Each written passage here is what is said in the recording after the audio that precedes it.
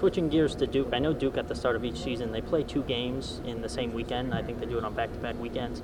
Is that ever something you've considered? Because I imagine it's kind of tournament or conference tournament preparation where you're going to play a few games in a short span. Well, most of those games you see, you may have your first opponent being, maybe a competitive game or not, and then your second opponent is one that you would think that you could beat. And although that hasn't always been the case here, I think the way recruiting's been going and all the athletes that are available today that are playing men's lacrosse at Division I level, it's very difficult to do. We would do it more from a standpoint of, a Hobart or a Binghamton or a Cornell, a team that is a day trip or that we would have at home where you're not going the night before, you're preparing and you're going down that afternoon or that noon time to play in the afternoon or evening, and then you come home that night.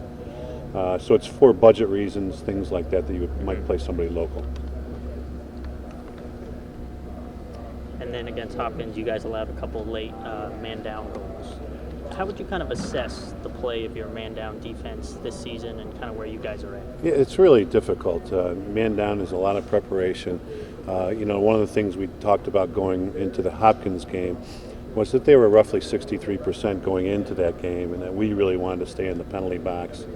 I think one of them was off a face-off violation, and so it's difficult. We didn't want to find ourselves in that situation, but we did, and they're very good at it. And I think it's hard. I think teams have been prepared for it going in. I think it's been okay. We'd like to do better percentage-wise than we have, but it is what it is. Is there any different keys to playing a man-down defense versus just a regular set defense? Yeah, it's you have to scout it. You've got to know where their shooters are.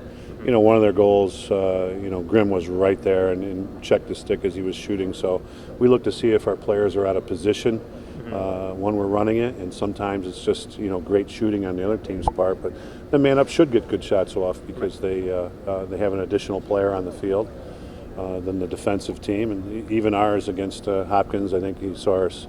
We were 1 for 2, and our second one we just missed a couple, and had we got it, who knows what would have happened. What are your thoughts on Duke entering this? A very good team. At the offensive end of the field, they really put 6 really good players out there. I think their midfield is more of a motor than their attack. I think their attack, they have some capable dodgers back there. I mean, Matthias will go to the goal, and Bruckner, and so on. But you put Miles Jones out there. He's such a physical presence, and I think if you look at his scoring, he's got almost equal goals and assists, which means he's not only scoring off of dodges, he's finding the open people because the other team has to double team him. He's such a physical presence. Deemer Class is a very good midfielder, excellent shooter from the outside, and Cohen has been playing very well for them. So I think their first midfield, they like to dodge with that group, and they're capable of dodging with their attack, but I think they'd rather finish with their attack. And defensively, I think they've been doing okay defensively. They had a little bit of graduation there. They got some new people out there. We'll see if the player that got hurt in the last game against Air Force will play against us. They can be aggressive, and they play pretty good team defense, so we're going to have to work hard with our offense and be patient. We don't want this goalie to get hot. He's been a little bit up and down, but has had some big saves for them. So we've got to figure him out. We've got to be patient. We're on the road. We're on the grass. They have a great face-off guy, so that'll be a real battle there. And teams might have the ball equally, which means we've got to do a better job offensively, not get the turnovers that we had a week ago, and just play better lacrosse all around. What changes here as you go from a couple games out of the ACC and hop back in with Duke and then Notre Dame after that?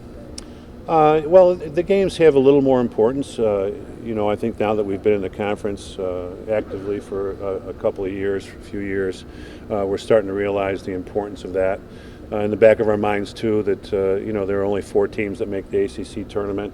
There are only 5 teams in the league, so that every game is a big game as far as trying to get into the ACC tournament, along with beating an ACC team, which is only going to help your cause if you're being looked at for the NCAAs down the road and from a confidence factor.